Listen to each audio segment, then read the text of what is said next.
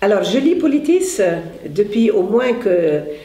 je suis arrivée en France, ça veut dire juste en 93, et ça faisait 5 ans qu'il existait. Et comme le savent la plupart des gens qui suivent les affaires palestiniennes, l'information, les médias, l'analyse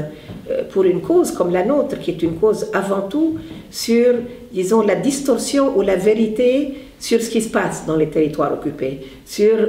l'histoire de ce conflit israélo-palestinien, qui est beaucoup plus qu'un conflit, qui est une question existentielle et qui ne touche pas seulement les Israéliens et les Palestiniens là-bas, elle touche aussi les citoyens ici, parce que comme on sait, il y a beaucoup de gens qui sont solidaires de l'un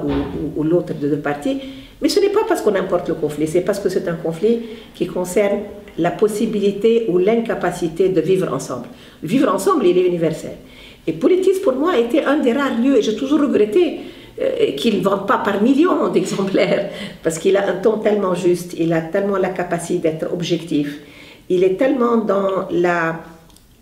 l'altermondialisme, ça veut dire tout ce qui fait la nouvelle réflexion de gauche radicale, mais humaniste, ouverte aux autres.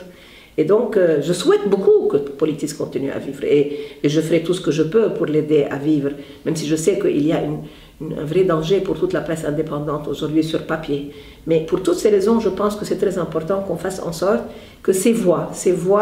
de la coexistence, du vivre ensemble, de l'honnêteté, de l'intégrité, parce que vous savez, l'intégrité en médias, c'est encore plus important que l'intégrité financière. Et je sais que ce n'est pas facile, mais avec l'aide de tout le monde, Politis doit vivre pour nous tous, qu'on soit ici ou là-bas, pour un monde meilleur, et pour un monde pour tous surtout.